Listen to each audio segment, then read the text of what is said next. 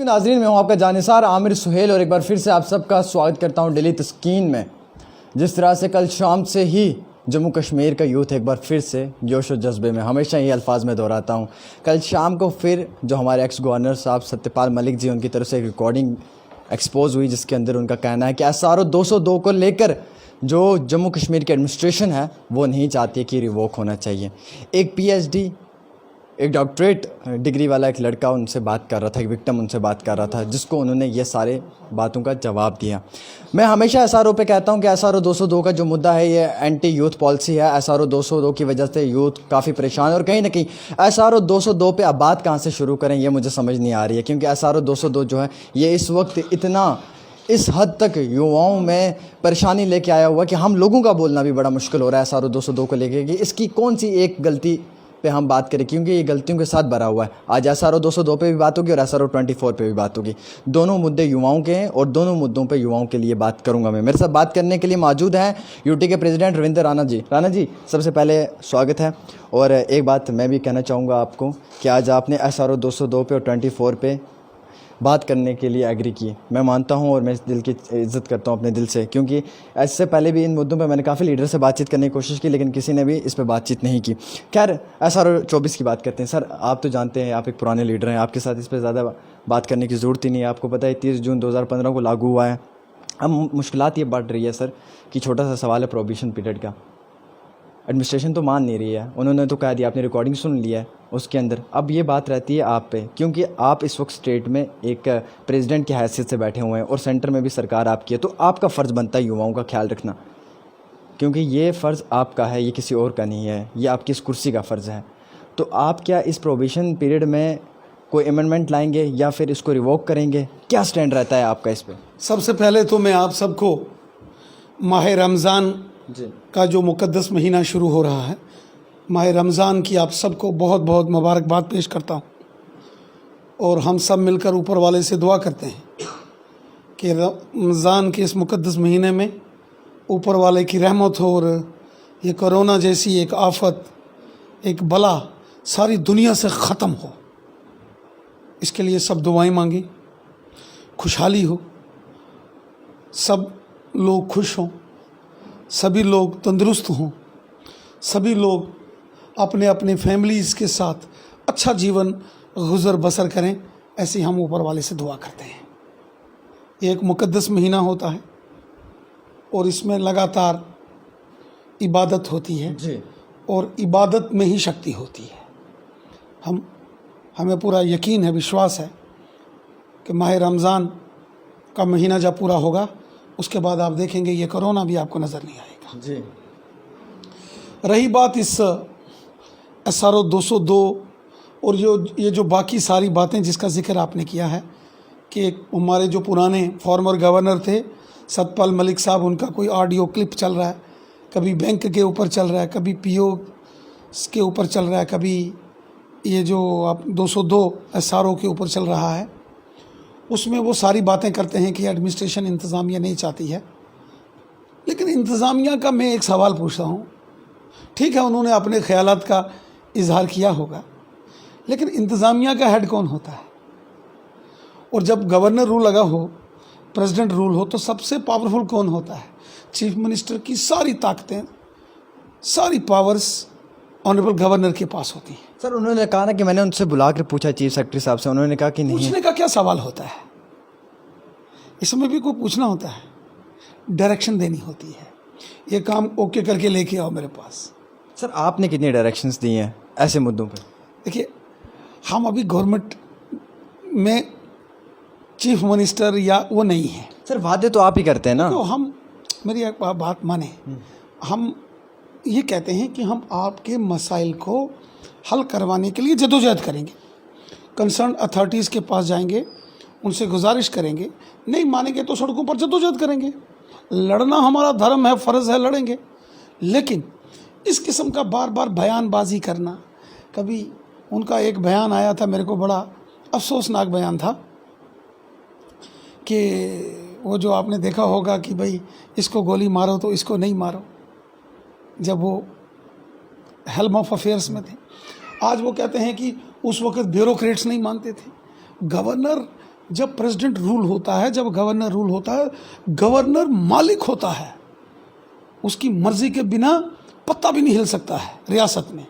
आपने गवर्नर साहब से ये सवाल कर सकते हैं? मैं सवाल नहीं करूंगा जी। वो एक बड़े उम्र में बहुत हमसे, मेरे वालिद साहब की उम्र से भी बड़े हैं। अच्छा। मैं उनसे सवाल नहीं करूंगा। अलबत्ता मन में एक थोड़ा एक ताजुब होता है। कानून कानून होता है ना। कानून क्या, मैं कहता हूं, आप कानून की बात करते हैं, उसी कानून बनाना, कानून को अमेंड करना सरकारों का काम होता है ना। अगर इतने बड़े बड़े कानून उसमें अमेंडमेंट लाई, उसमें तरमीम की, तो इसमें क्यों नहीं की? किसको प्रॉब्लम थी? अगर उनका जहन, उनका मन, उनका रूह ये कहती थी ये गलत है, इनजस्टिस है, तो उसको करना चाहिए था ना। उनका रूह कहता था कि ये एस्पिरेंट जो जेके बैंक के बच्चे हैं, इनके साथ नाइंसाफ़ी हो रही है, तो उनको, उनसे बड़ा कौन था? यानी आपके इल्ज़ाम आज गवर्नर साहब पे लगाए? इल्ज़ाम नहीं, मैं किसी के ऊपर इल्ज़ाम नहीं लगाता हूँ। मैं सिर्फ ये कहता हूँ कि अगर सपोज करो आज मैं कुछ इश्यूज़ को लेके एजिटेशन करता हूँ, मैं कहता हूँ टोल प्लाजा बंद होना चाहिए, मैं कहता हूँ हमारे 60,000 डेली वेजर्स जो हैं वो पक्के होने चाहिए, मैं कहता हूँ ये जो गुजर बकरवाल हैं, जो नोमैडिक लोग हैं, इनके मकान होना चाहिए, इनकी नाम से कोई ज़मीन होना चाहिए, इनकी बच्चों की पढ़ाई होनी चाहिए, मैं कहता हूँ पॉलिटिकल रिजर्वेशन होना चाहिए, मैं कहता हूँ फॉरेस्ट राइट्स होने चाहिए। सर तो ये मैं सर कहते हो सर, होता कुछ नहीं है सर। ये गरीबों के जज्बातों के साथ खेलना है। आमिर चौधरी साहब, मैं as a BJP state president की हैसियत से बोल रहा हूँ, और कल अगर बीजेपी की हुकूमत आती है, बीजेपी का चीफ मिनिस्टर आके बैठेगा, उस वक्त अगर मैं नहीं करूँगा तो मैं गुनहगार हूँ। आज मैं नहीं बोलूँगा तो मैं गुनहगार हूँ। आज मेरा काम है इन इश्यूज को हाईलाइट करना। आपका क्या स्टैंड है एसआरओ 202 पे? मेरा स्टैंड ये है कि इसमें तरमीम होनी चाहिए। आप चाहते हैं इसमें होनी चाहिए? बिल्कुल होनी चाहिए। एसआरओ 202 इनजस्टिस है, और मैंने जब असेंबली में लाया था इसको, मैंने उस वक्त भी इसकी मुखालफत की थी, इसका विरोध किया था कि ये गलत है। और उसके बाद ये जो पुराने जो गवर्नर साहब चले गए, मैं उनके पास भी गया था, नए एलजी साहब मुर्मू साहब के पास भी मैं गया, और मुर्मू साहब ने मेरे को यकीन दहानी दिलाई है कि वो इसको रिव्यू करेंगे और इसमें ज़रूरी तरमीम लाएंगे। सर आपको पता है कि 8,000 सैलरी रखी हुई है सर इसमें? देखिए, जबकि सुप्रीम कोर्ट का भी है equal pay for equal work, है ना? तो यहाँ पे 8,000 सैलरी, आपको मालूम है ये सैलरी कितने आंकड़े की है? आप जानते हैं? देखिए जी, स्टेट में सरकार आपकी है, मुझे बोलने दीजिएगा, मेहरबानी चाहता हूँ मैं आपसे। मेरा चीफ मिनिस्टर सर मैं मेहरबानी चाहता हूँ सर। मोदी साहब सर, हिंदुस्तान में मोदी साहब की सरकार है, और यहाँ पे भी फोटो पीछे मोदी साहब का लगा हुआ है, आप इस कुर्सी पे बैठे हुए हैं। क्या इतने बेबस तो नहीं है ना सर कि आप एडमिनिस्ट्रेशन के आगे जाकर पूरी तरीके से बात नहीं कर पा रहे हैं इनकी? मतलब एडमिनिस्ट्रेशन तो इसके सरकार के जरिए चलती है ना सर, वो अपनी आप मेरी एक बात मानो जी। जब वो डोमिसाइल वाला मामला बना, आप मेरे पास सबसे पहले आया सर, बड़े गुस्से में थे आप। आपने अपना माइक छोड़ दिया था कि अगर ये डोमिसाइल नहीं चेंज हुआ तो मैं ये जर्नलिज्म छोड़ दूंगा। और मैंने आपको कहा था, यकीन रखिए 90% नौकरियां जम्मू कश्मीर के नौजवानों को मिलेंगी, क्योंकि मेरी बात हुई थी होम मिनिस्टर साहब से। अगर हमने बात की ना, अगर मैं भी चुपचाप करके आपका फ़ोन आता, घर में छिप जाता, बात नहीं करता, तो वो नाइंसाफ़ी थी। और आपने कहा था हम देखेंगे। नाइंसाफ़ी नहीं है, डोमिसाइल नाइंसाफ़ी थी, एसआरओ 202 नहीं है। हमने, मेरे कहा ना, आप इसकी बात की खुशी मनाइए ना कि वो चेंज करवाया हमने। हाँ। अब इसमें भी हम तरमीम करवाएंगे, क्यों नहीं करवाएंगे? सर बच्चे इसमें कितने, मतलब आप समझिए सर, 2015 30 जून को सर ये लागू हुआ है, आप जान सकते हैं सर, तब से लेकर अभी तक है ये मतलब चल रहा है। इसमें ओवर एज भी बच्चे हो जाएंगे, कल को अगर ये रिवोक भी हो जाएगा, उसके क्या फ़ायदा सर? अगर ये बच्चे होगा, इसमें अमेंडमेंट लाएंगे, जो बच्चे लगे हुए हैं उनमें किसी को नौकरी से नहीं निकाला जाएगा। अलबत्ता इसमें अमेंडमेंट करके ये जो एसआरओ 202 के तहत लगे हुए नौजवान, हमारे बच्चे, हमारे नौजवान, हमारे भाई बहनें, इनको अमेंडमेंट करके इनको वो सारे राइट्स देंगे जो परमानेंट मुलाजम को होते हैं। सर एसआरओ 24 पे भी एक सवाल है मेरा। एसआरओ 24 पे बच्चों को टर्मिनेट किया गया है। एसआरओ 24 जो है 1 year to expendable 6 year contractual जो लगे हैं, नर्सेज वगैरह, स्टाफ क्लार्क वगैरह लगे हैं, उसमें ये कहा जाता है कि जम्मू, आप हमेशा बात करते हैं कि जम्मू के साथ भेदभाव होता है, जम्मू के साथ डिस्क्रिमिनेशन होता है, कश्मीर वालों को हक मिलता है, जम्मू वालों को नहीं मिलता। इस बार का सवाल सर मेरा ये कि कश्मीर में से कोई एक बच्चा भी टर्मिनेट नहीं हुआ है, जम्मू में से हुआ है, रजौरी में से हुआ, कठुआ में से हुआ। मैं जानना चाहूँगा सर, अगर रजौरी कठुआ में से हुआ है, किस बुनियाद पर हुआ है? जबकि 1 साल का पीरियड होता है सर, ये 4 महीने के अंदर टर्मिनेट किया जा रहा है, बच्चों की जिंदगियों के साथ खेला जा रहा है, कौन जिम्मेदार है सर? गुजारिश करता हूँ, SRO 24, मेरी हमदर्दी अपने नौजवानों के साथ है, जो मेरे भाई बहनें हैं, मेरी सबकी हमदर्दी उनके साथ है। मैं नहीं चाहता किसी की नौकरी टर्मिनेट की जाए। अलबत्ता ये सारे बच्चे मेरे पास आए थे, मैं इनके मामलात को लेके भी पहले जो फाइनेंशियल कमिश्नर हेल्थ हैं अतुल डुल्लू साहब, उनसे मिला, चीफ सेक्रेटरी से बात की, LG साहब से बात की। उन्होंने ये कहा कि हमने इनको कॉन्ट्रेक्चुअल बेसिस पर लगाया था और इनकी जगह पर हमने परमानेंट लोग लगा दिए। अब आमिर साहब, मेरा ये मानना है कि कोविड-19 के चलते किसी को निकालना नहीं चाहिए था। जैसे हम प्राइवेट लोगों को हायर कर रहे हैं, रिटायर लोगों को वापस 1-1 साल के लिए लगा रहे हैं, आप इनको भी एटलीस्ट 1 साल की एक्सटेंशन दे देते। लेकिन इनकी जगह परमानेंट स्टाफ को रिक्रूट किया गया है। सर यहाँ पे आपको नहीं लगता कि गैप भरने के लिए रखे हुए हैं ये बच्चे? अगर इन्हें परमानेंट स्टाफ ही रखना था, पहले इस परमानेंट स्टाफ को हायर करते, उसके बाद कॉन्ट्रेक्चुअल को लगाते। अगर इन्हें अपने GMC स्टार्ट ही करने थे तो क्या इन बच्चों से स्टार्ट करके वापस इनको टर्मिनेट करके और परमानेंट स्टाफ ले आना था? ये एक तरीका होता है ना सर, पॉलिसी है ना, आपको आवाज़ उठानी चाहिए। राणा साहब, आपसे उम्मीदें हैं। रजौरी में बच्चे इस वक्त भूख पे बैठे हुए हैं, वहाँ पे बैठे हुए, रोडों पे बैठे हुए बच्चे प्रोटेस्ट कर रहे हैं। आपका एक वीडियो मैसेज भी उनके लिए बहुत वैल्यू रखता है, लेकिन वो बच्चे रो रहे हैं आज। आपके सुनिए, तस्कीन चैनल के ज़रिए मैं हमारे जितने भी नौजवान भाई बहनें ये जो मेडिकल कॉलेजेस में SRO 24 के तहत जो लगे थे, मैं उनको मालूम है, मैं उनके साथ उनके इशू को लेके फाइनेंशियल कमिश्नर हेल्थ के पास गया, चीफ सेक्रेटरी साहब से मैंने बात की, गवर्नर साहब LG साहब से मैंने बात की। वो जानते हैं बच्चे, और जब मैंने उनको साफ बताया था कि वो आगे से ये जवाब आ रहा है। हमने LG साहब से ये कहा, कोविड-19 के चलते ये जो आप रिटायर लोगों को ले रहे हो, उनके बजाय इन बच्चों को आप एब्जॉर्व करो, इन बच्चों को आपको एब्जॉर्व करना चाहिए। बाकी मैं अपने बच्चों को ये कहूँगा, अपने नौजवानों को, ये जो अलग अलग मेडिकल कॉलेजेस में लगे हैं, हमारी पूरी हमदर्दी आपके पास है। लेकिन मैं उनके पास जाता हूँ, वो कहते हैं आप एक स्टेटमेंट दे दो जी, ये परमानेंट को बाहर निकालो। मैंने बोला जी मैं कैसे बोलूँ कि परमानेंट को बाहर निकालो? परमानेंट जॉब आपको पूछना था ना, कॉन्ट्रेक्चुअल जो लगाए हैं ये क्यों 4-4 महीने में टर्मिनेट कर रहे हो? वो उन्होंने कहा कि हमने इनसे एफिडेविट्स लिए थे। ये एफिडेविट थोड़ी लिया था सर कि 4 महीने में निकाल देंगे। आप अपनी तालीम छोड़ के आ जाओ, मतलब वो अपनी इतने अच्छे BSc नर्सिंग करके आए हुए हैं। फिर भी मैंने उनको बोला, उन्होंने कहा कि हमने इनसे ये सारी डिटेल्स ली हैं कि जब भी, और as per rule, as per law. Kashmir वालों को क्यों नहीं निकाला? देखो कश्मीर में भी देखो, मसला जब भी खराब होता है ना, ये जो जब जम्मू वर्सेस कश्मीर होता है तो मसाइल खराब हो रहा है ना सर। जम्मू वालों को कठुआ रजौरी निकाल दिया, कश्मीर बारामूला से नहीं टर्मिनेट किया, अनंतनाग से नहीं किया। डिस्क्रिमिनेशन हो रही है सर। इवन कि अब देखिए सर, देखिए अनंतनाग मेडिकल कॉलेज से बच्चों को SRO वहाँ जो परमानेंट आए हैं वहाँ के बच्चे निकले हैं, कुछ क्लरिकल स्टाफ के बच्चे वहाँ नहीं निकाले हैं। बाकी जिनकी जगह यहाँ परमानेंट रिक्रूटमेंट हुई है वो बच्चे वहाँ से भी निकले। मेरे को भी फ़ोन आए।